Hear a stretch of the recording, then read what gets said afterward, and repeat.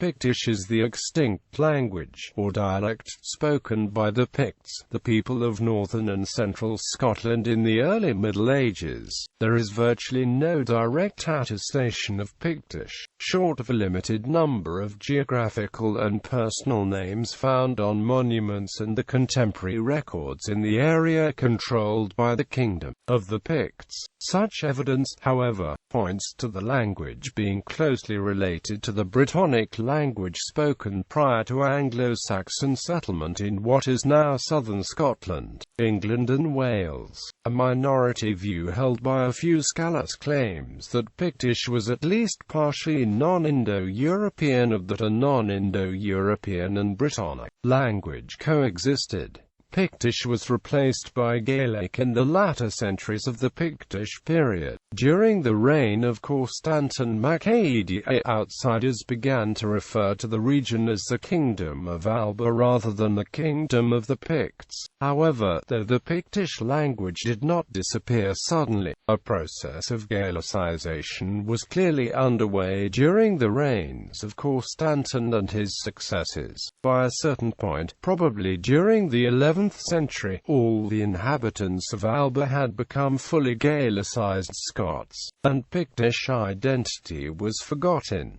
Language classification. The existence of a distinct Pictish language during the early Middle Ages is attested clearly in Bede's early 8th century Historia Ecclesiastica, Gentis Anglorum, which names Pictish as a language distinct from that spoken by the Britons, the Irish, and the English. Bede states that Columba, a Gael, used an interpreter during his mission to the Picts. A number of competing theories have been advanced regarding the nature of the Pictish language. Pictish was an insular Celtic language allied to the P-Celtic language Brittonic. This theory is generally accepted. Pictish was an insular Celtic language allied to the Q-Celtic languages.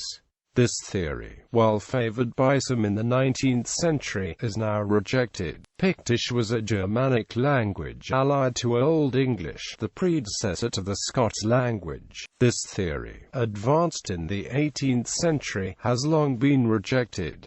Pictish was a pre-Indo-European language, a relic of the Bronze Age. This theory was favored in the mid to late 20th century but is less favored now.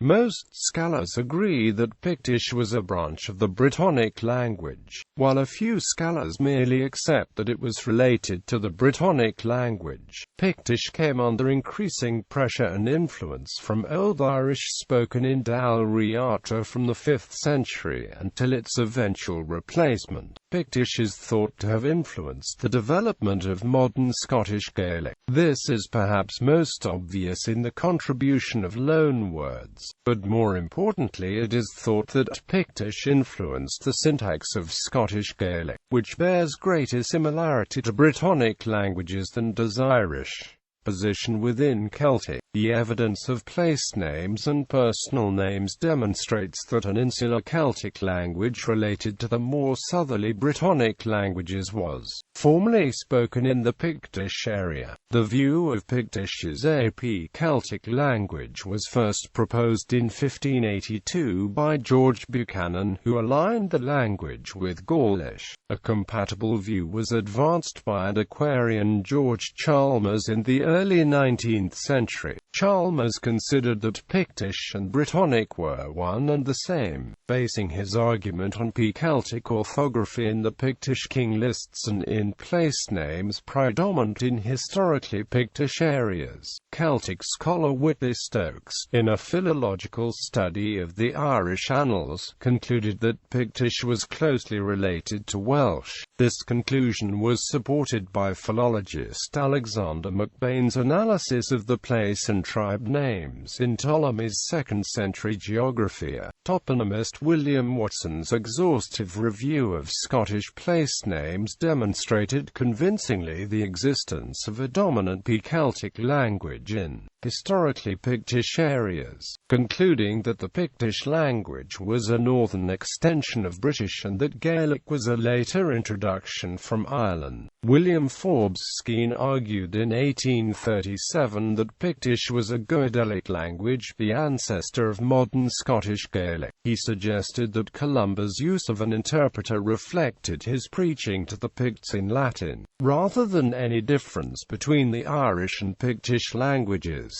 This view, involving independent settlement of Ireland and Scotland by Goidelic people, obviated an Irish influence in the development of Gaelic Scotland and enjoyed wide popular acceptance in 19th-century Scotland, but is no longer given credence. While Skene's notion of an exclusively Celtic Pictish language has long been rejected, the Picts were under increasing political, social and linguistic pressure from Dalriata from around the 5th century. The Picts were steadily Gaelicized through the latter centuries of the Pictish kingdom, and by the time of the merging of the Pictish and Dalriatan kingdoms, the Picts were essentially a Gaelic-speaking people. Forsyth speculates that a period of bilingualism may have outlasted the Pictish kingdom in peripheral areas by several generations. Scottish Gaelic, unlike Irish, maintains a substantial corpus of Brittonic loanwords and, moreover, uses a verbal system modelled on the same pattern as Welsh. Pre-Indo-European theory John Dries, in 1892, proposed that Pictish was a non-Indo-European language. This opinion was based on the apparently unintelligible Opham inscriptions found in historically Pictish areas. A similar position was taken by Heinrich Zimmer, who argued that the Picts' supposedly exotic cultural practices were equally non-Indo-European, and a pre-Indo-European model was maintained by some well into the 20th century. A modified version of this theory was advanced in an influential 1955 review of Pictish by Kenneth Jackson. Jackson proposed a two-language model. While Pictish was undoubtedly P-Celtic, it may have had a non-Celtic substratum and a second language may have been used for inscriptions. Jackson's hypothesis was framed in the then-current model that a Brittonic elite, identified as the Brock Builders, had migrated from the south of Britain into Pictish territory, dominating a pre-Celtic majority. He used this to reconcile the perceived translational difficulties of Opham with the overwhelming evidence for a Celtic Pictish language. Jackson was content to write off Opham inscriptions as inherently unintelligible. Jackson's model became the orthodox position for the latter half of the 20th century. However, it has become progressively undermined by advances in understanding of late Iron Age archaeology, as well as by improved understanding of the enigmatic Opham inscriptions, a number of which have since been interpreted as Celtic. Despite this, Eric P. Hamp in his 2012 Indo-European family tree, classified Pictish as a non-Indo-European language.